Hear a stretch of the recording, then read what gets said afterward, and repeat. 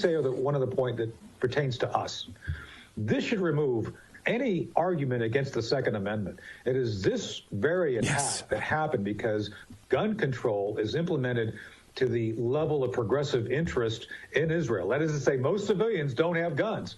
And therefore, that was a known factor by the Hamas terrorists. And that's why, Jack, they went house to house with impunity, murdering families. Even a handful of houses having a couple of ARs, every other house, would have prevented 90% of the loss of life because Hamas would have had to suffer a consequence to their attack. And they didn't, because Hamas knew that the Israeli civilians are unarmed, and they took full advantage of that. What's going on, everyone? Stocks King here today, and whoa, we got to stop listening to progressives, right? I played that intro because I made that point earlier in my stream or previous videos of me talking about this whole conflict. And my main concern is this, like, this does affect us, right? Because now, progressives are going to progressive.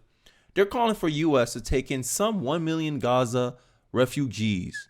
And I'm like, yo, how is this our problem? See, look, I was both ways. Hey, look, I don't want America involved in this whatsoever. Hey, Israel has enough resources to take care of Gaza. I don't think Gaza is much of a threat to the point where I think we need to be supplying them military equipment, right? They can purchase military equipment from America. Hey, look, as long as you purchase it, I don't care. But I think Israel has enough force to handle the problem by themselves. Now, why we have to pay the consequences of what's going on in Gaza? In my view, these Gazan refugees should go to Israel if they want a peaceful life, or go to Egypt. I don't understand why progressives in our country are calling for us to immigrate these people into our country. And see, this always goes back to what I've been saying, is that the Democrats, the reason why they want immigrants so much is because they know most immigrants, when they come in here, because Democrats has positioned themselves as the illegal immigrant friendly party, they know these people will slant towards them in elections. And they use immigrants to boost up their electoral college votes as well. That's another angle to this that I'm seeing too. This is why Chicago, no matter how many times the native Chicagoans are complaining about immigrants, the woke Democrats still take them because they're like, yo, this will help our census numbers. Everything's about politics here. So when these people try to sit here and present themselves as, oh my God, we're just bleeding heart liberals, we're bleeding heart Democrats, we're bleeding heart progressives, there's always a functional gain for them to push this stuff. So I'm behind the Republicans because the Republicans are going to reject this. Experts predict 1 million refugees might flee the Gaza Strip amid the war between Israel and Hamas. And socialists and far left lawmakers said America should welcome them because this action benefits socialists and far left lawmakers. That's the only reason they're advocating for this. If they knew most of these Gaza Strip immigrants would vote Republican, they wouldn't be pushing this. I don't understand. And then they try to make this perception like, oh, we care about these people. No, these people are a means to an end for you. And this is the kind of perspective you're going to get from a conservative. A conservative is going to point this out. Liberals, they're going to try to pretend, they're going to play the narrative game. And this is how you believe narrative or not. Do the Democrats ask yourself this question. Do the Democrats gain a benefit for having all these immigrants come into the country? Yes or no? That's the only answer I care about. I don't care how you view it. I don't care how you frame it. I don't care about your interpretation. What's the result? That's the only thing I can judge as a human being. Because end of the day, as a human being, I admit, as a human being, we suck at judging intentions. We can only judge the results. That's it. That's all we can judge. And all I'm saying is, hey, do Democrats benefit with mass immigrations or they don't benefit from mass immigration? You pick. And that's it. It's all driven by self-interest. This is tribalism at its best. But this is not what end of the day, America can't sustain this. America's already vulnerable at the border, right? And I've been rambling a little too much, but let's talk about it. 50% of the population in Gaza are children.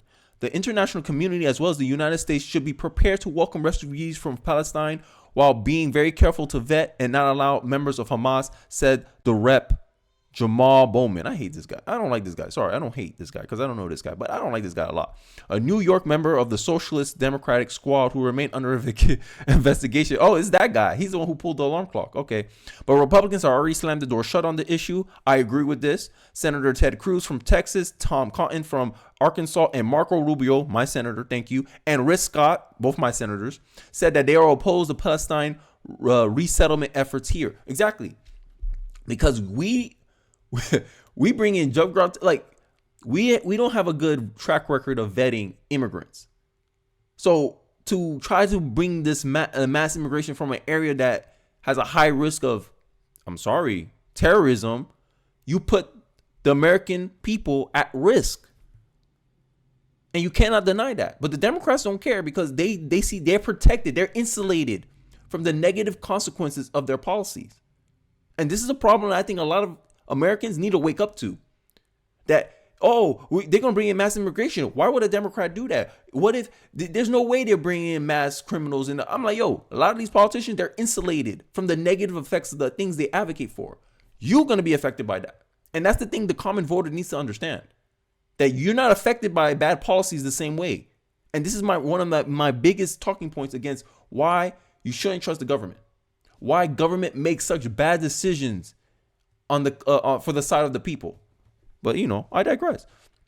The U.S. is the most generous nation in the world, I agree. But we are in no position to accept additional refugees.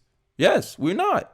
All you got to do is go to Chicago, go to Boston, hear out New York. See how much they're talking about it. Or their resources are running thin. One of the richest states in the union, right? But they're struggling to handle the load they're getting now. And you want us to extend even further? You want Americans to go into the debt for people that's not really contributing to the tax dollar. This is idiocy. But bleeding heart, right? This is how these people emotionally manipulate you into supporting bad policies, especially from a region that's high risk of terrorism. I agree. But given our nation's inability to secure our own border or vet those who are already here, Rubio told the Post. Scott added that the entire focus of the United States right now should be to rescuing American hostages. I agree. We're looking out for our people. Hey, Israel will help you out if you're getting our people out. Win-win. Art of the deal, right? Because you can't expect people to do something out of the kindness of their heart. That's unrealistic. And I think we letting a lot of people influence our politics that shouldn't have any influence in our politics. This is the Bowman guy, the one who is advocating that the international community, yeah, right. And yeah, obviously I'm sad. Look, from a moral perspective, yes, I understand the kids had nothing to do with it, but end of the day, I blame the adults here.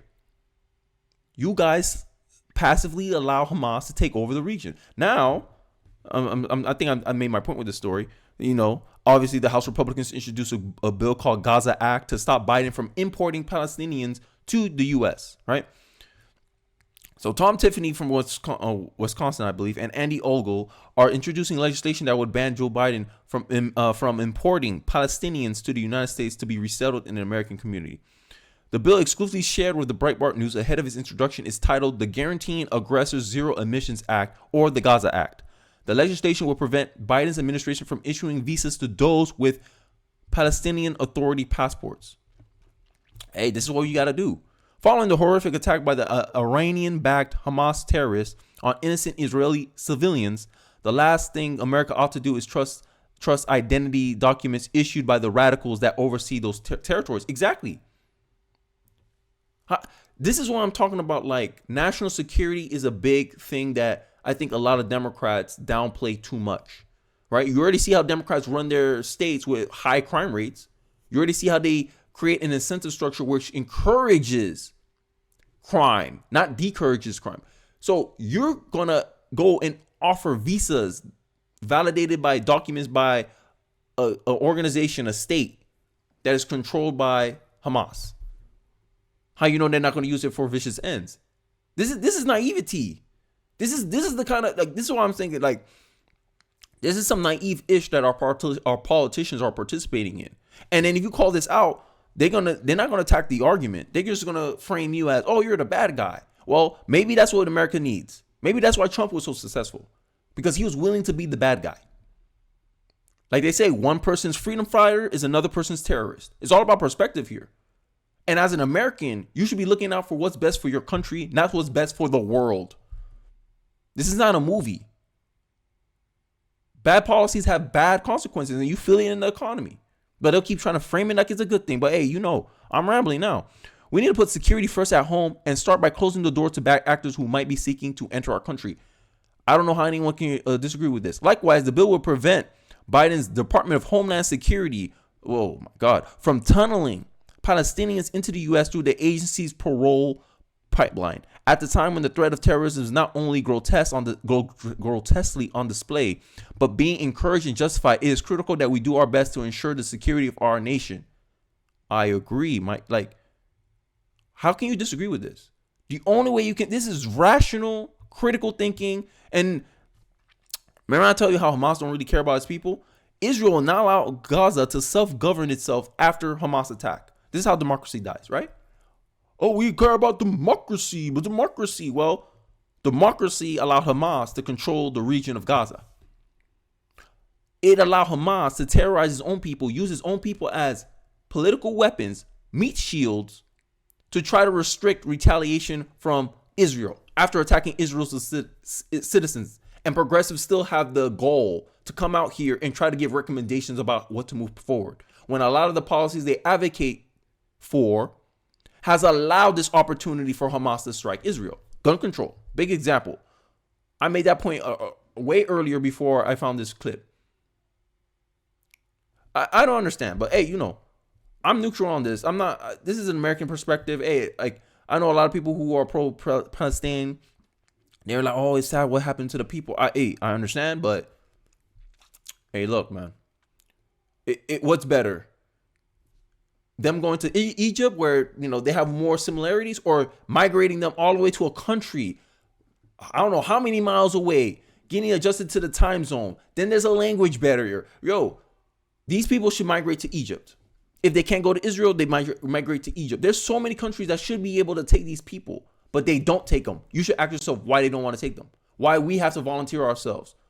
And I'm starting to get tired of this self-sacrificing framing that Americans have to do. But when you go to Europe and all these other countries, they talk ish about Americans. But when ish hit the fan, America, you can take care of them. Why these people don't go in your countries? We're overburdened. It's the same thing with NATO. We the least at risk for Russia invasion, but we're contributing the most compared to every individual country in NATO. That don't make sense to me. See, this is why I think Trump was so good at foreign policy, because he's like, this don't make sense. We're paying $70 billion by ourselves, and all these countries together make up $126 billion. That means we're paying the most out of any individual country. That don't make sense to us. They're demilitarizing themselves, making themselves vulnerable to attack, and then we have to step in and save them. Peace through strength. It only seems like America believed that. Everyone believed peace through America. America takes all the burdens. America takes all the deaths. Does that sound fair to you guys? Do you guys believe that America should be so sacrificial at the expense of itself and its own people? I don't think so.